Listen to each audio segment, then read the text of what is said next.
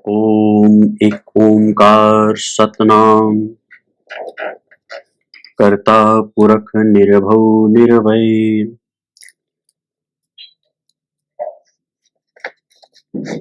दूसरा पन्ना।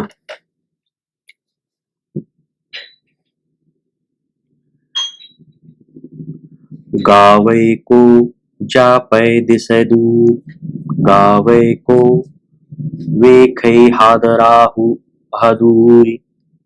अर्थात कोई मनुष्य कहता है अकाल पुरख दूर प्रतीत होता है, पर कोई कहता है नहीं, नजदीक है, हर जगह हाजिर है, सभी को देख रहा है। गावै को जापै दिस दूर, गावै को वीखे हदरा हदूर। कथना कथी न आवै तोटी, कथि कथि कथि कोटि कोटि कोटि। कथना कथी न आवै तोटी, कथि कथि कथि कोटि कोटि कोटि। इसका अर्थ है करोड़ों जीवों ने बेअंत बार अकाल पुरख के हुक्म का वर्णन किया है, पर हुक्म के वर्णन करने में कमी नहीं आ सकी। भाव वर्णन कर करके हुक्म का अंत नहीं पाया जा सका, हुक्म का सही स्वरूप नहीं ढूंढा जा सका।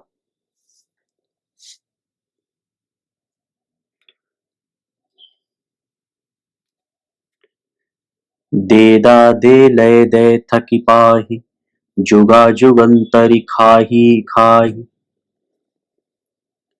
दातार अकाल पुरख सभी जीवों को रिजक दान दे रहा है,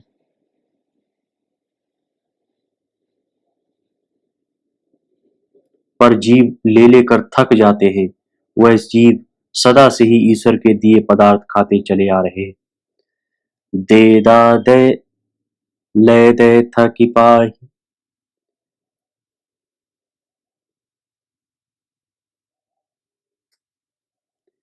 देने वाला जो दे रहा है, लेकिन लेने वाले थक जाते हैं, पर देने वाला नहीं थकता है। जुग जुगंतरी खाही खाही, युगों युगों से हम उसका दिया हुआ ही खा रहे।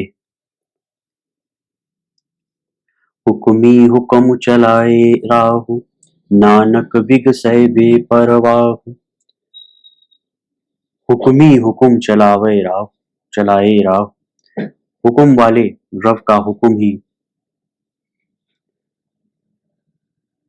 संसार की कार वाला रास्ता चला रहा है। हे नानक, वह निरंकार सदा बेपरवाह है, प्रसन्न है। हालांकि भाव है कि हालांकि ईश्वर हर वक्त संसार के बेअंत जीवों को अतुष्ट पदार्थ व रिजक दे रहा है, पर इतने बड़े कार्य में उसे कोई घबराहट परेशानी नहीं हो रही है। वह सदा ही प्रसन्न अवस्था में है। उसे इतने बड़े पसारे में खचित नहीं होना पड़ता। उसकी एक हुक्म रूप सत्ता ही सारे व्यवहार को निभा रही।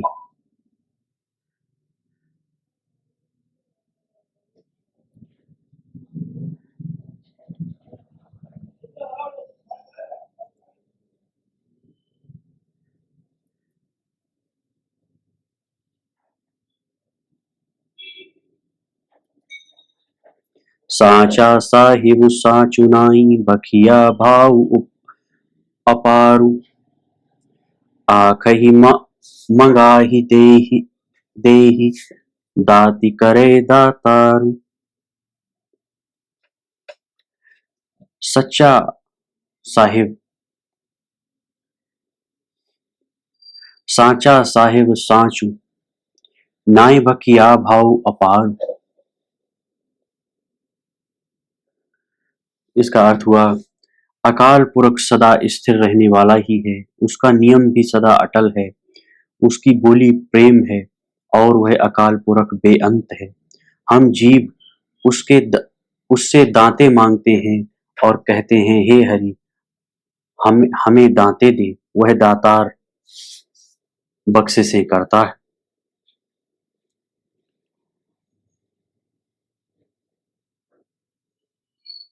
साचा साहिब साचुना नाई बखिया भाऊ अपार।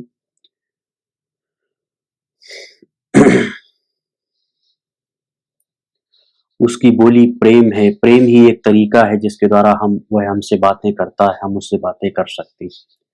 फेर की आ गए रखिए जितु दिसे दरबार, मुहौ की बोलणु बोलिए जितु सुड़ी धरे पियारू।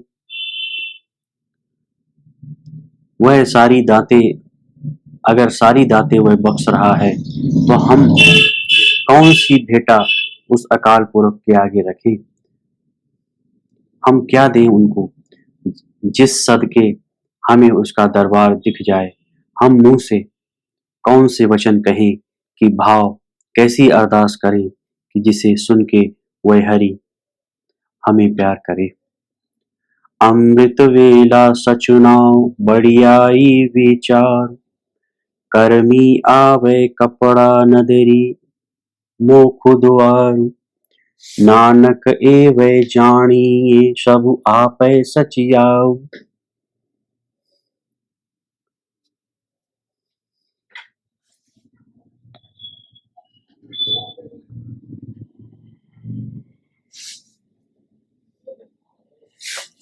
अमृत वेला सचुनाव बढ़ियाई विचार,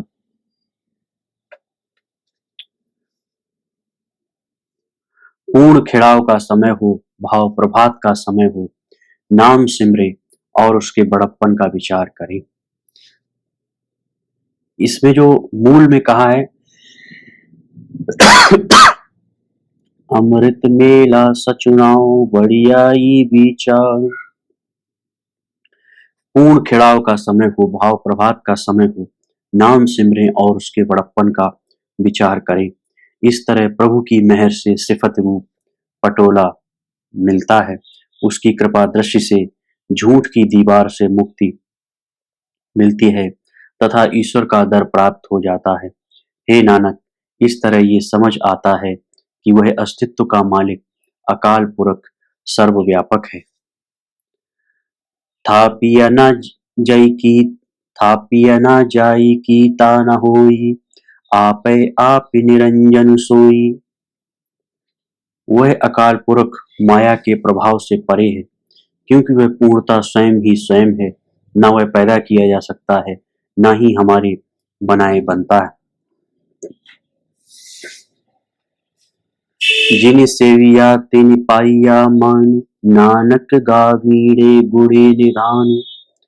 जिस मनुष्य ने उस अकाल पुरख का सिमरन किया है उसने ही आदर सत्कार पा लिया है। हे नानक, आओ हम भी उस गुणों के खजाने हरि की सिफत सलाह करें। गाविए सुनिए मनि राखिए भाव, दुख पर हरि सुख धरि ले जाई। आओ अकाल पुरख के गुण गाएं और सुने और अपने मन में उनका प्रेम टिकाएं। जो मनुष्य उसका आहार करता है, प्रयत्न करता है, वह अपना दुख दूर करके सुख को हृदय में बसा लेता है।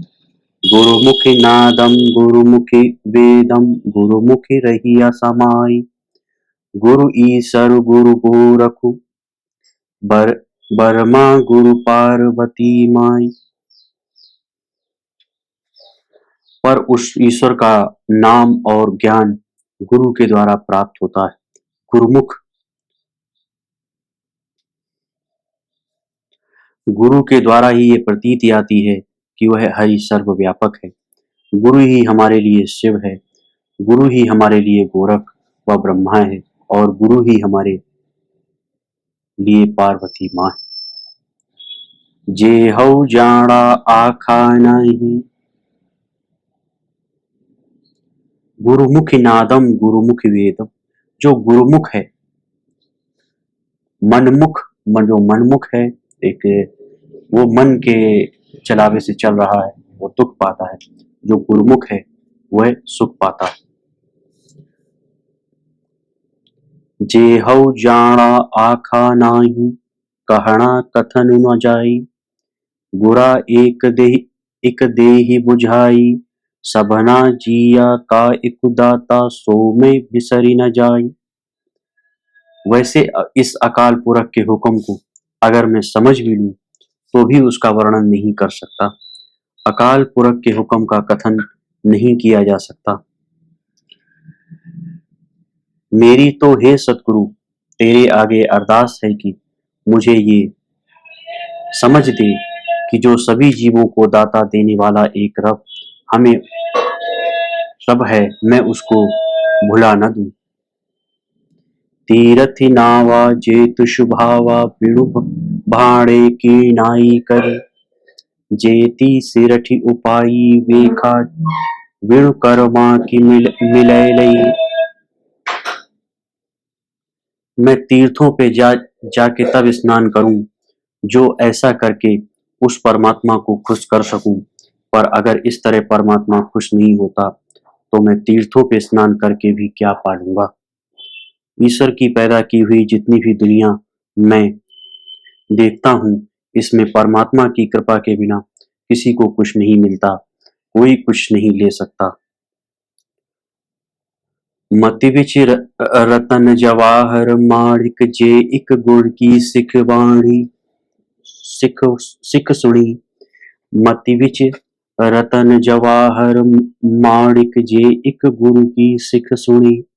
यदि सतगुरु की एक शिक्षा सुन ली जाए तो मनुष्य की बुद्धि के अंदर रतन जवाहर और मोती उपज पड़ते हैं, अर्थात परमात्मा के गुण पैदा हो जाते हैं। गुरा एक देहि बुझाई सबना जिया काय कुदाता सो में बिसरी न जाई।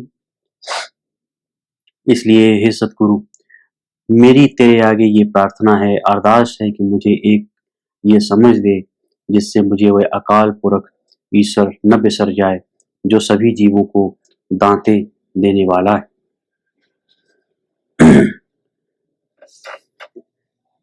जे जुग चारे आरजा होर दशूणी होई। नवा खंडा बिच जानी ये नाली चले सब कोई। अगर किसी मनुष्य की उम्र अगर किसी मनुष्य की उम्र 4 युगों जितनी हो जाए, सिर्फ इतनी ही नहीं बल्कि उससे भी 10 गुनी और उम्र हो जाए, अगर वो सारे संसार में प्रकट हो जाए और जे जुग चारे आरजा होर दशूणी होए। अगर किसी मनुष्य की उम्र 4 युगों जितनी हो जाए, सिर्फ इतनी ही नहीं बल्कि उससे भी 10 गुनी और उम्र हो जाए, अगर वो सारे संसार में प्रकट हो जाए और हर एक मनुष्य पीछे हो ले।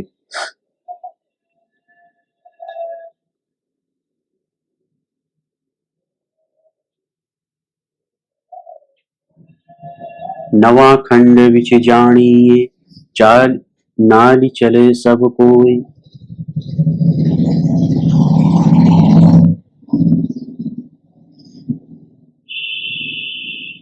चंगा नाव रखाई के जसु कीरति जगले। जे तिषु नदरी न आवई तब बात न पूछे के। कीटा अंदर कीटु करी दोषी दोषु धरे।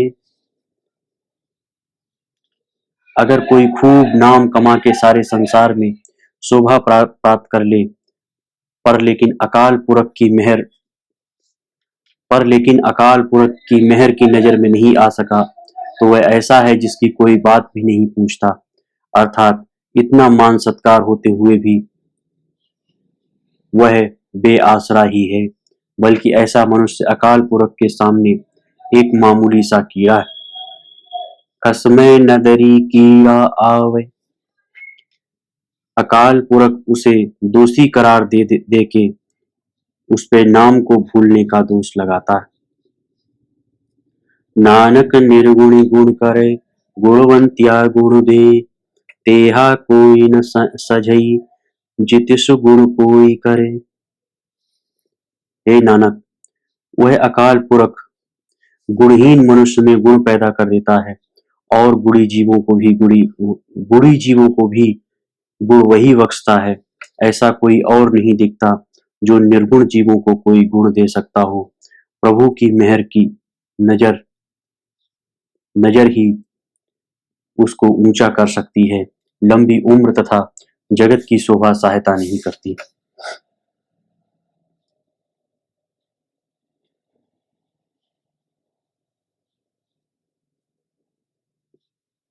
सुनिए सिद्ध पीर सूर्यनाथ, सुनिए धरती धवल आकाश, सुनिए दीप लो पाताल, सुनिए पोहि न सकै काल, नानक भगता सदा विगासु, सुनिए दुख पाप का नासु।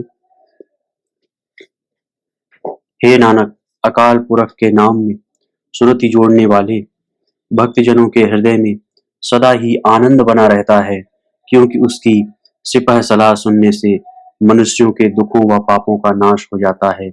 ये नाम हृदय में टिकने का ही नतीजा है कि साधारण मनुष्य भी सिद्ध पीरों, देवताओं अथवा नाथों वाली पदवी प्राप्त कर लेते हैं और उन्हें ये समझ आ जाती है कि धरती आकाश का आसरा वह प्रभु ही है, जो सारे दीपों, लोकों, पातालों में व्यापक है। सुनिए ईसरु बर्मा इंदु, सुनिए मुखशाला हणमंद, सुनिए जोग जुगति तनि भेद, सुनिए सासत समृति वेद, नानक भगता सदा विगासु, सुनिए दुख पाप का नासु। हे नानक, नाम के साथ प्रीत रखने करने वाले भक्तजनों के हृदय में सदैव प्रसन्नता बनी रहती है, क्योंकि ईश्वर की सिपह सलाह स्तुति सुन के मनुष्य के दुखों और पापों का नाश हो जाता है। अकाल पुरख के नाम के साथ सुरति जोड़ने के सदका साधारण मनुष्य शिव, ब्रह्मा और इंद्र की पदवी को प्राप्त कर लेता है। बुरा आदमी भी मुंह से ईश्वर की स्तुति करने लगता है। साधारण बुद्धि वाले को भी शरीर के भीतर की गहन सच्चाइयां सहन सच्चाइयां के भेद का पता चल जाता है। प्रभु मेल की युक्ति की समझ पड़ जाती है। शास्त्रों, स्मृतियों व वेदों की समझ पड़ जाती है। भाव है कि धार्मिक पुस्तकों का असल ऊंचा निशाना तभी समझ आता है जब हम नाम में सुरति जोड़ते हैं, नहीं तो निरे लफ्जों को ही पढ़ लेते हैं। जब असली जज्बे तक नहीं पहुंचते, जिस एहसास पे पहुंच पहुंच के उन धार्मिक पुस्तकों का सृजन होता है।